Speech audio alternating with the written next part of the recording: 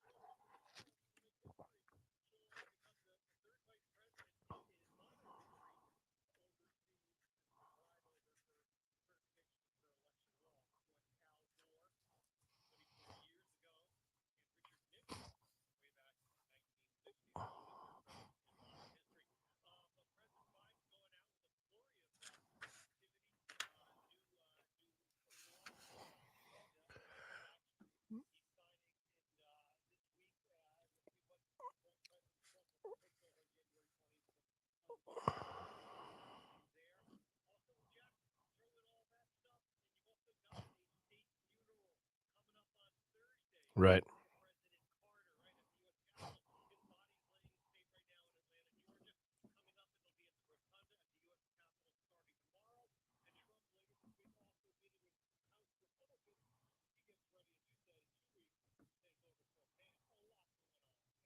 There is a lot. So Harris, and then I guess in a couple weeks or less, it's probably off back to California, if I'm guessing with her. Would you agree with that? Or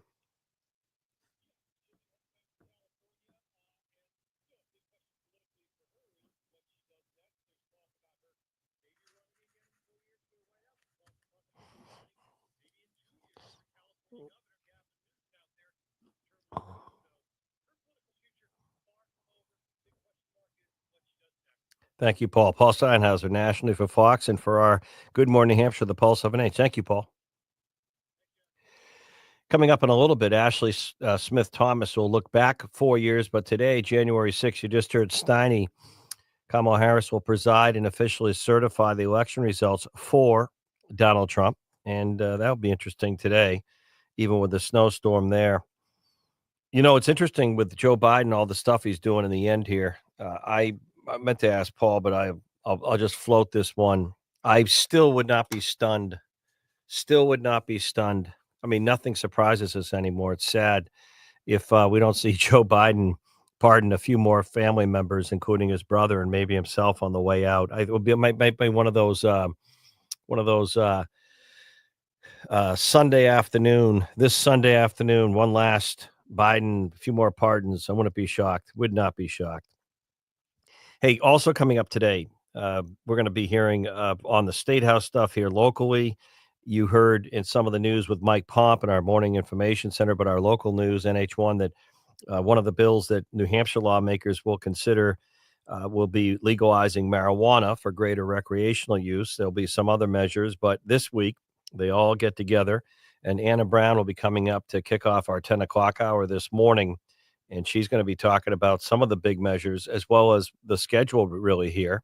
But Kelly Ayotte, Thursday, I believe, Thursday is the where she will give her inaugural address to the legislature, to the full session, the House here locally. Like you're seeing the House and the Senate get together and convene today. They were sworn in on Friday, this past Friday, to certify the election results. Today, of course, January 6th.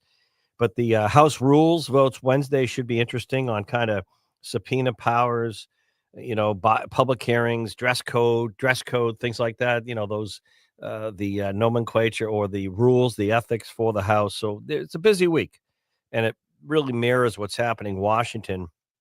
And if you want to know, even though people in Great Britain, from a buddy of mine who traveled there recently, they already think after November 5th that Donald Trump is already in the White House. It will be 2 weeks from today, 2 weeks from today, where Trump will be back in the White House. And you heard it here. You just heard Paul Steinhauser talk about all these last minute executive orders and things that Joe Biden's doing. I don't know if anyone realizes this, the futility of this. I don't know if you realize this.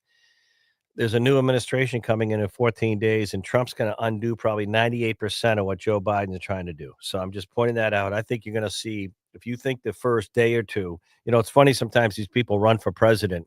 You know what they say? If elected, day one, this is what I'm going to do, day one. Well, you better buckle up because I think Trump means it. The other thing is going to be profound. There's two areas within our system of governance that are really going to be rocked. And I mean rocked in a good way. And one's going to be energy. You're going to hear and see in places like Pennsylvania. And that's one reason why I think November 5th went the way it did. I remember Kamala Harris saying she was in favor of fracking before she was against it. After she was in favor of it, now she's, and then when she ran the election, she said, before, I don't know what I am. Well, you're not really in favor of it. People want energy independence. They support more natural gas, all the things that I won't say which party is trying to get rid of. People are looking at inflation. The energy sector is going to get a big, big shakeup in this administration. Day one, and then healthcare. And you know what? Both could use it. Healthcare is a mess. It's a racket. You've heard me say, look at all the examples of mental health in our society. More people suffer from some degree of depression, anxiety, and stress. We have veterans, one every 8 days, taking his or her own life to suicide. We have veterans suffering from emotional PTSD. They can hurt other people, as we've seen in places like Lewiston, Maine. What do we do about it? Nothing. Prescribe prescription medications, give someone 20 or 30 prescription medications for their mental health, and we don't do the therapies that work. We don't cover them. Federal government doesn't pay for things like canine therapy, horse equine therapy, human therapy, real stuff that opens up the compartments of mental health. So I think our processed food debate, you already seen Bobby Kennedy, even Bernie Sanders, even Bernie applauds Robert F. Kennedy Jr. on the health side, making the manufacturers talk about what's in our food. We're killing ourselves. We have an obesity problem that no one wants to talk about because they call it body shaming. We have heart, cardiac. We, our processed foods. Bobby Kennedy. We have a system of sickness, not wellness. We have a healthcare system of illness. Treat the illness, make money off the illness, make people sick, keep people sick, not health and preventative medicine. So, two big sectors going to get a huge shakeup. Healthcare and energy coming up. And that's not even commentary.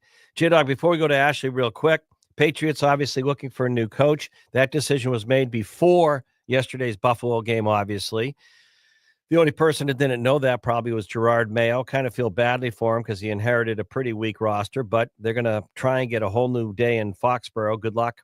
But last night, the Detroit Lions walloped the Vikings.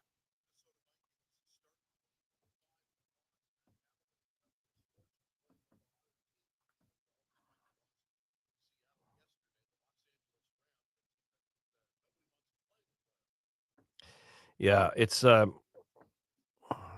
yep. And we actually know we'll get to it later in the show, maybe in the 10 o'clock hour, J Dog at 10:50. We actually know the brackets for this weekend's wild card games because teams like the Broncos are looking good. You mentioned there'll be a lot of fun matchups Saturday and Sunday this weekend, right, J Dog? Oh, that's right. There's a game Monday. Coming up, Ashley Smith Thomas talking about January 6th. Hey Google, hey Alexa, play the Pulse of an H. Back in a few.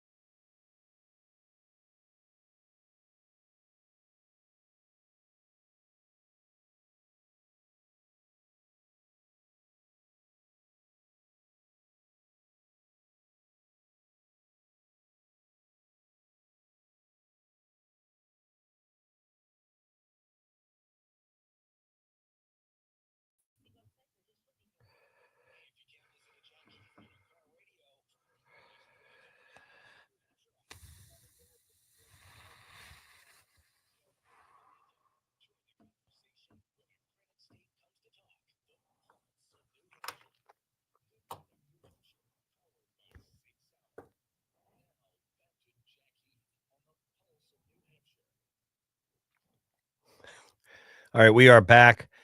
I don't know what was probably harder for, and I mean, I'm just saying this objectively. I'm not trying to be a wise guy here. I'm not. Good morning. Welcome back. 603-228-2080.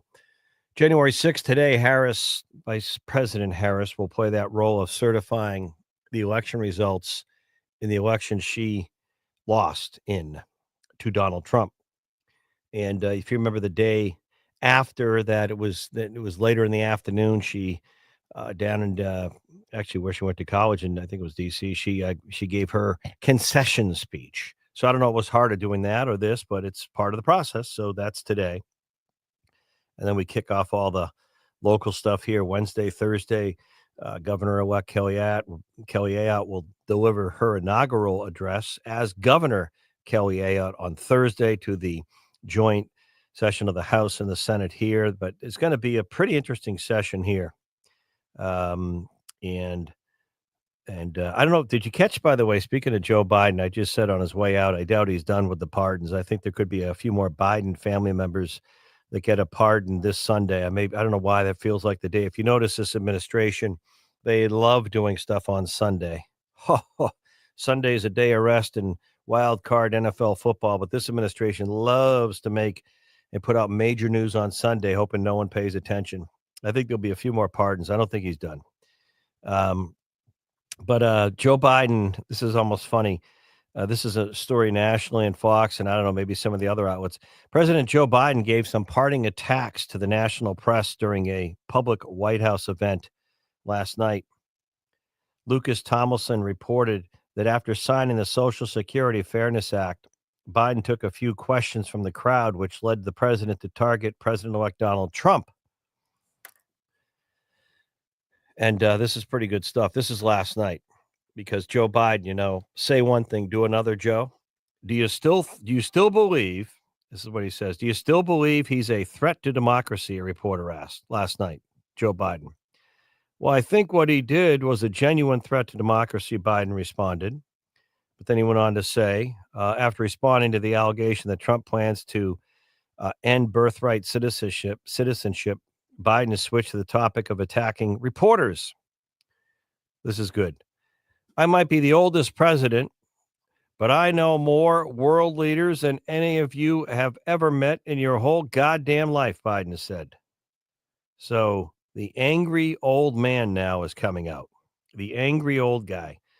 This is Washington credentialism in a nutshell. Politicians became qualified by simply existing. It doesn't matter that Biden, anyway. Joe Biden, maybe he's angry because he's leaving the White House with the lowest approval rating in about 2 decades. So that goes back a few presidents. Now, Biden is lashed out at the press throughout his term. A lot of times he'll do this. I don't know if you've ever seen this, because he'll say, "Come on, man." Like if someone asks him a question, "Come on, man. Really?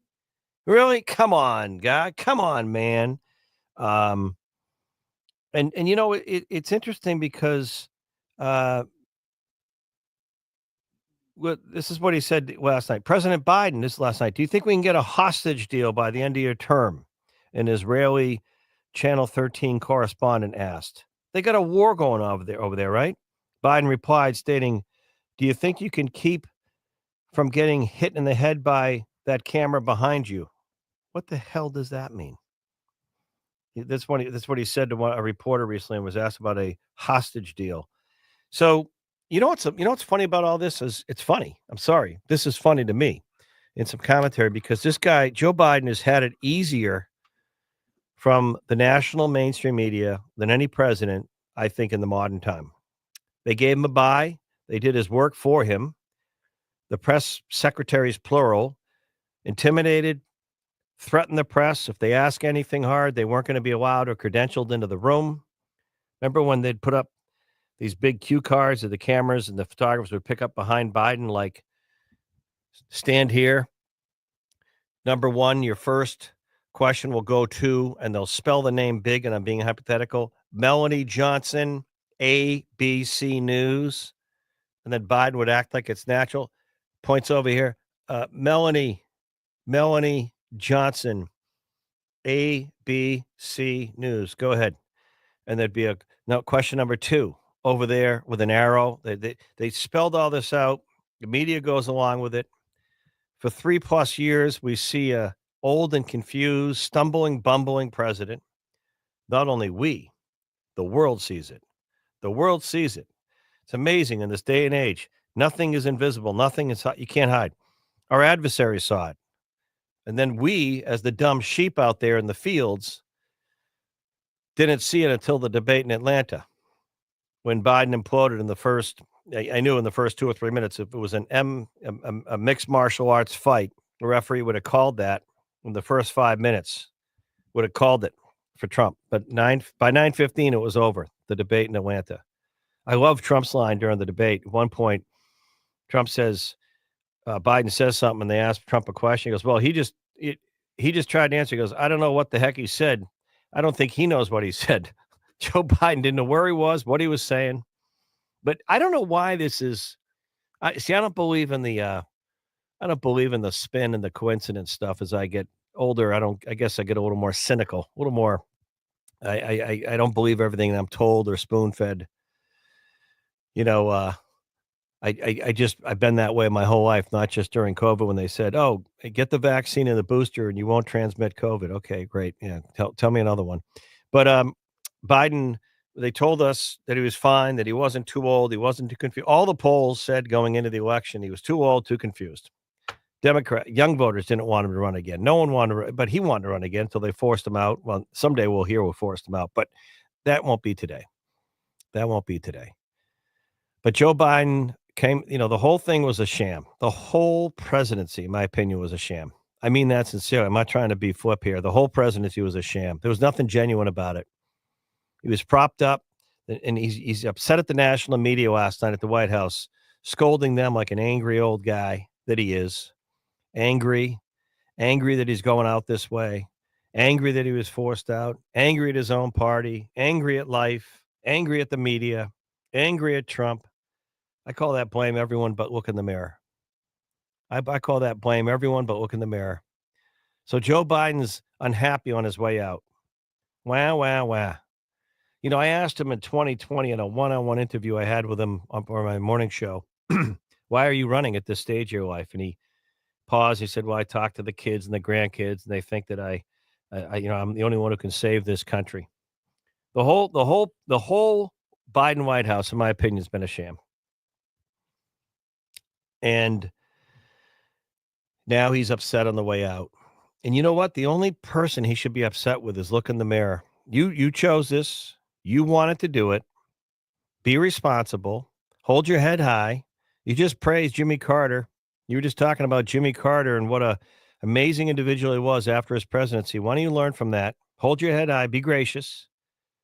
They do the photo ops at the White House in front of the fireplace after the election. Sits there, smiles, shakes hand with Donald Trump, and then he takes a shot at Trump every time he can because he's angry. The only person he should be angry with is himself. The buck used to stop there when it came to the White House. All right, some commentary. 603-228-2080. When we come back, Neil Levesque, Institute of Politics, St. Anselm College will be weighing in, talking a little bit about what's happening here in Concord this week. Governor-elect Kelly Ayotte is Governor Ayotte on Thursday in her inaugural address to the State House. Lawmakers back here today, January 6th, certifying the election. 14 days from now, Trump is physically back in the White House. Hey, Alexa, hey, Google, play the Pulse of an H. Back in a few.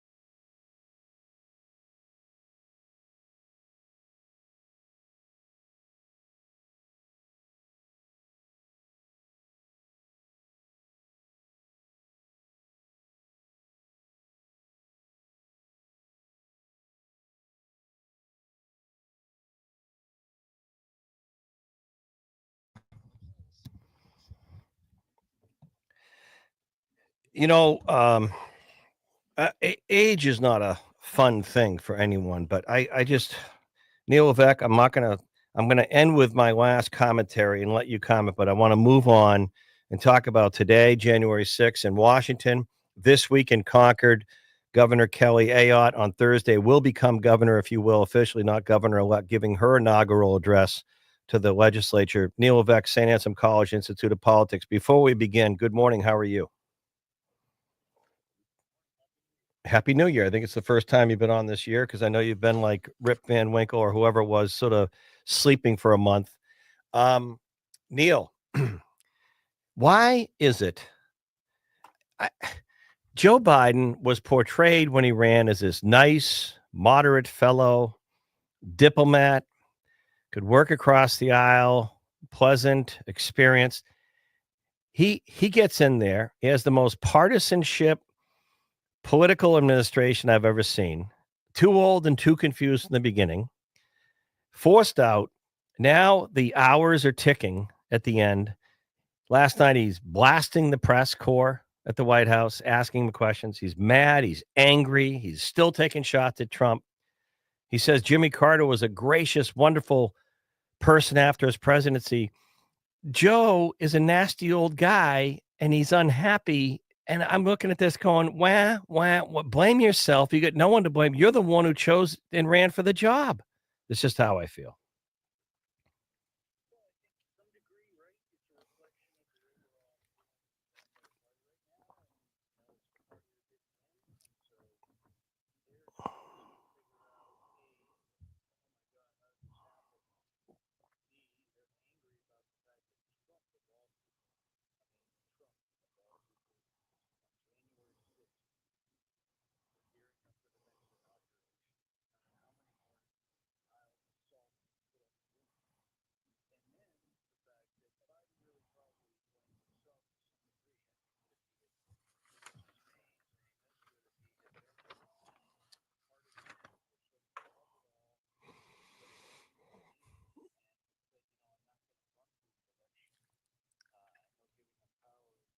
Yep. No, he made it.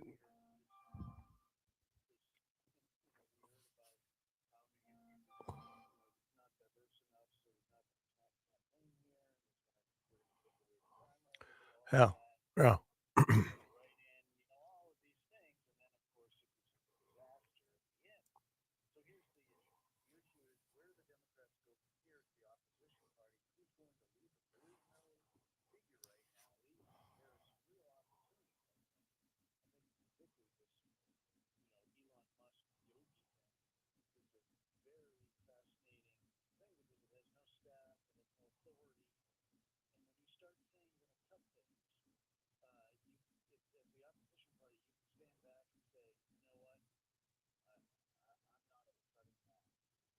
Yeah. Yeah.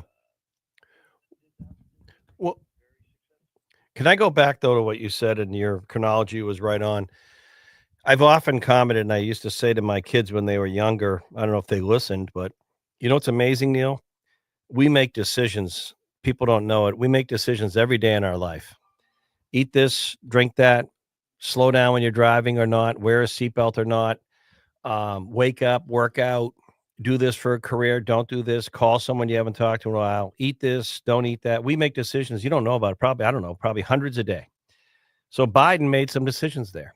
And I remember interviewing him in 2020 in the run up to the last. I asked him on a one on one interview because he was quite elderly then, in my opinion. Why are you doing this? Well, at this stage in your life, well, I talked to the family and the kids and the grandkids. I think I need to save the country. Okay, so you chose to run. That's a decision.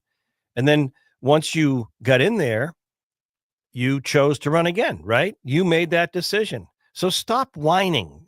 What don't be angry at life and people in the party. You chose to run again. And where's the lesson at 80 years old or what you've learned about life? Aren't you supposed to be the wise person at that stage in life? And you've lost things, you've done well, you've life is, what great line Clint Eastwood and Josie Wales. The Lord giveth, the Lord taketh. And just learn from your, be gracious on the way out. be gracious. And he's just an angry old guy. And I think the whole thing was a sham, but that's me. Let's talk about today, January 6th. Harris will certify this. Big deal, even with a snowstorm in Washington. It's kind of surreal. Take it away, Neil.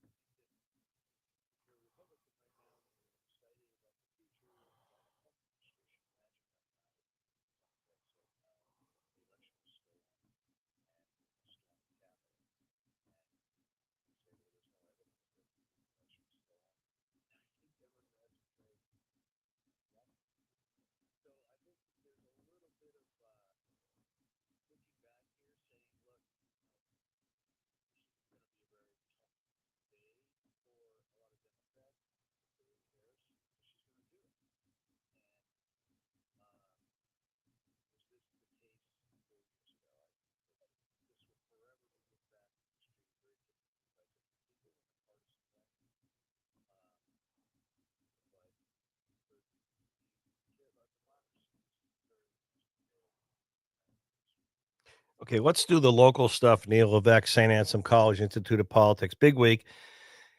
Anna Brown Citizens Count's going to go through the House rule stuff on Wednesday. Thursday, Kelly Ayotte takes center stage at the State House.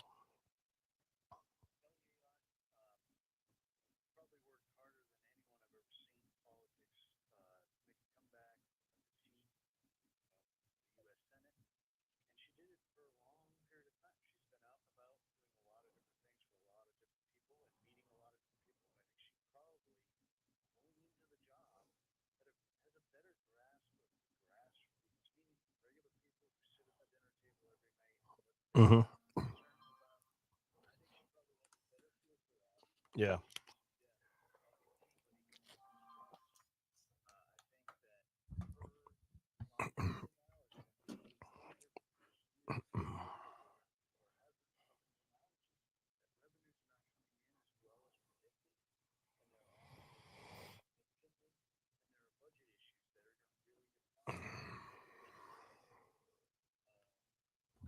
Hmm.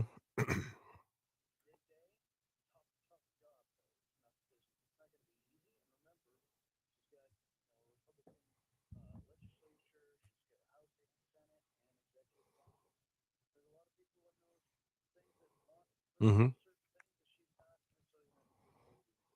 Yeah. It's interesting, Neil. I think in the Joe Biden discussion is a good one because I think, and you're more of an academic historian on this with your Institute of Politics at St. Anselm. I think average people out there, the voters, the workers, they're not as stupid as some of the political elite or media think, national people think we are. I think they can tell if someone who's running for office is comfortable in their own skin. Would you agree with me on that? And okay, okay. And one thing that Kelly Ayotte, I'm not saying this about Joyce Craig, the Democrat, is right near the end when the out of state polls were showing neck and neck, 2 3 point Kelly Ayotte lead, if that, tied with Joyce Craig, even though the polls were, no offense, you were showing some stuff, but out of state polls were more wrong than right.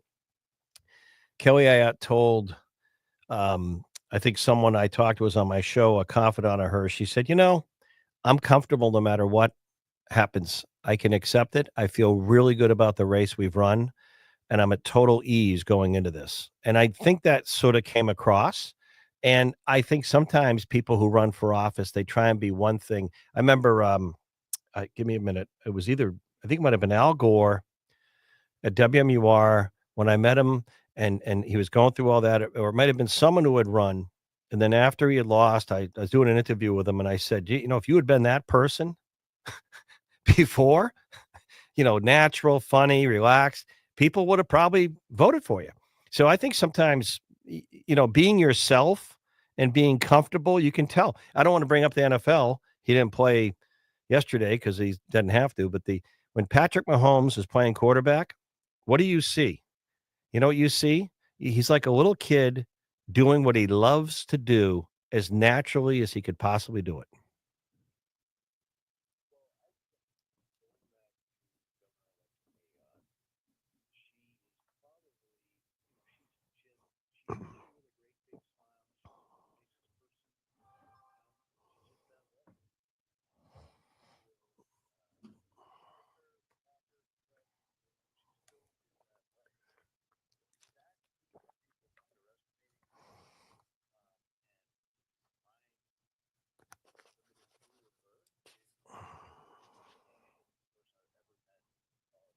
And you've met a few.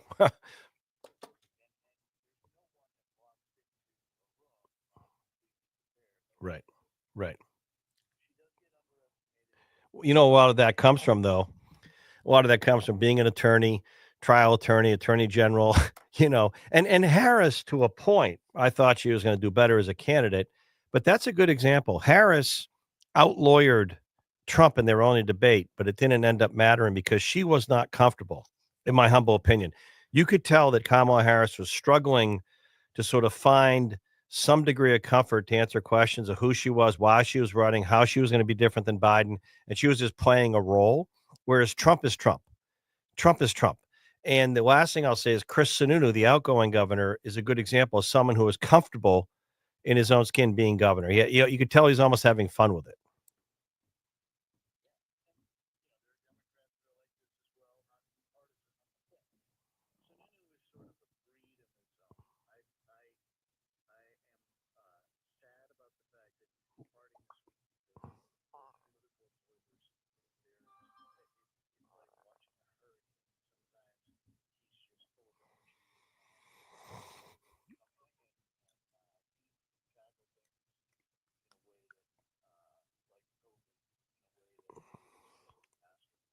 Yeah. Well, you and I don't agree as much on that one. I think, I think he did the best he could, but I think he went a little too far in some areas in terms of shutting stuff down and maybe he was just being told what he was told by the feds. But I don't think he get an A+ from me on that, but he did okay. But real quick before I let you go, this session coming up, Kelly Ayotte, lawmakers, Sherm Packard in the House, Senator Carson in the Senate, minority leadership. One of the big things, I guess, they're going to go again on legalizing marijuana for greater recreational use. Probably passes the House. I don't know about the Senate. And I don't know about Kelly Ayotte. Chris Sununu was open to it if the bill was something he could sign, and the Senate purposely gave him something he could not. What happens on this one?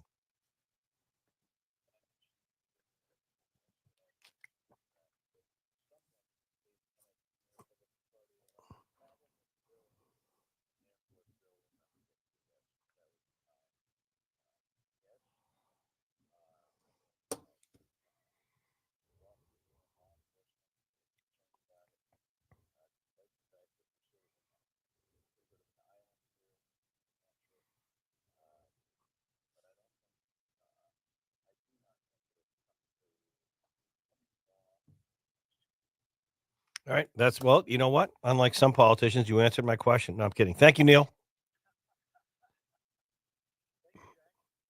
Well, one thing that's going to be interesting in 2025 going into the 2026 midterms. Are we going to listen to the polls again? I'm just asking you the question. They've been wrong the last three times, meaning the last election, the midterms, and this last election.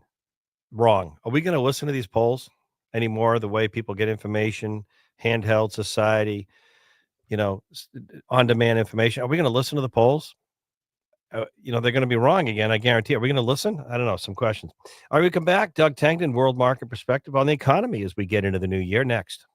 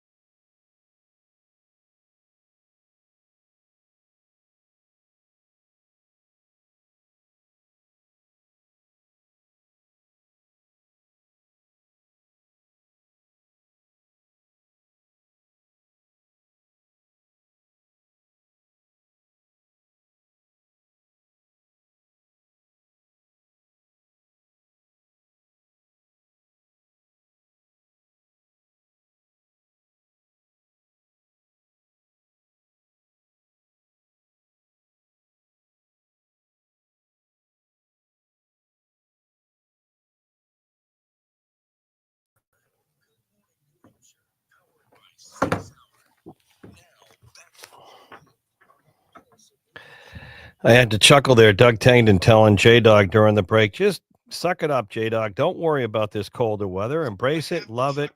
You know, J Dog, he doesn't like the a little windy out there, I guess, Doug. That maybe that's just it.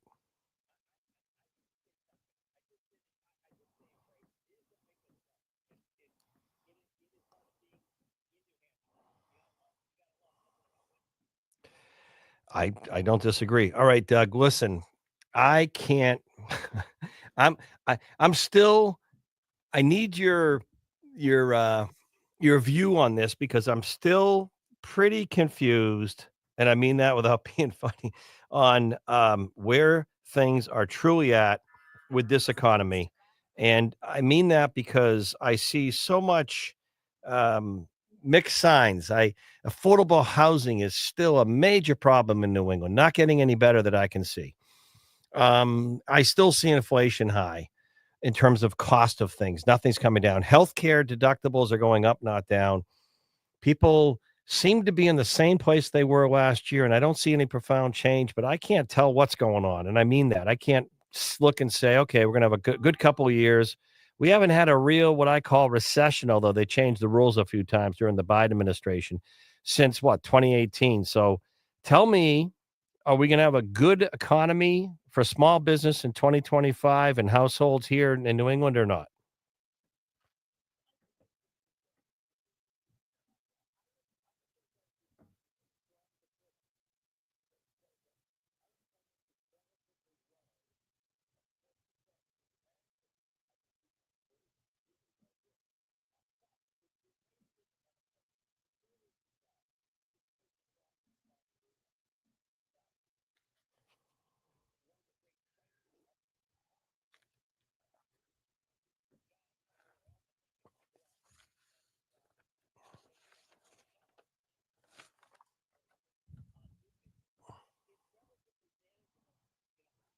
Yeah, but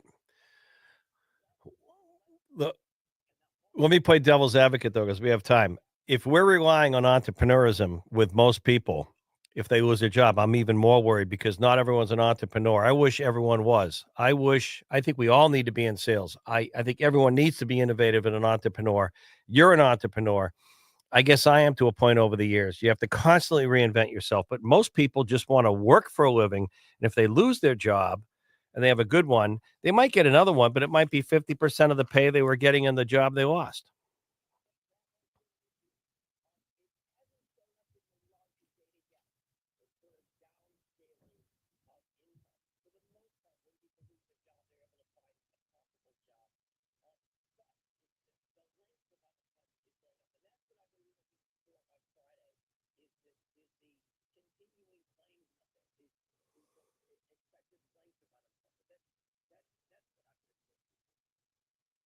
Yeah, interesting.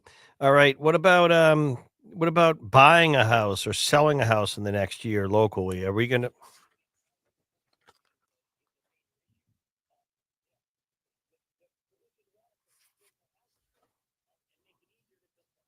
right.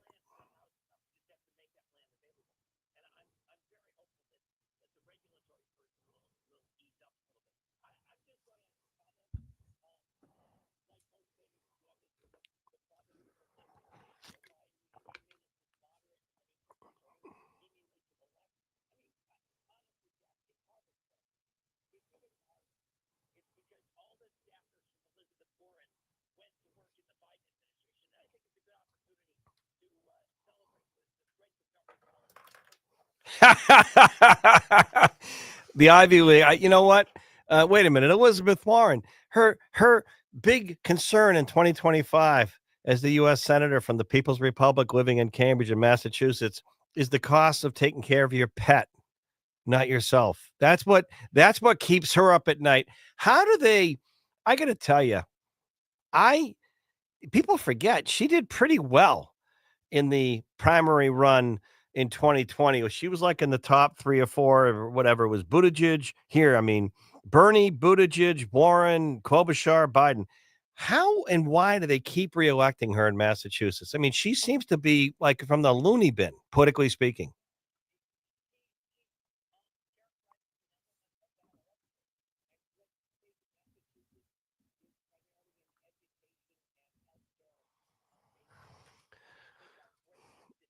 Yeah, but they don't have to be nuts about it. You don't have to be nuts.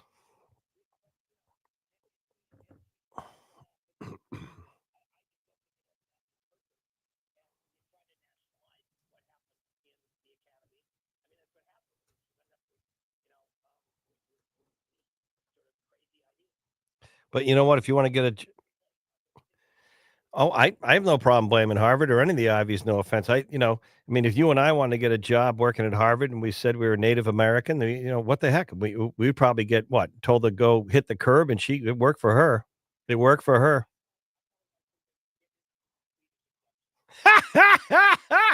All right, Doug. Thank you. All right. Anna Brown, Citizens Count on deck. Good morning, New England. Hey, Google. Hey, Alexa, play the Pulse of an H. First hour of our show every day. You can watch YouTube, the Pulse of an H, stream anywhere worldwide, the Pulse of an H, 9 to noon. Back with Anna Brown. Big week at the New Hampshire State House. Hey, Google. Hey, Alexa, play the Pulse of an H.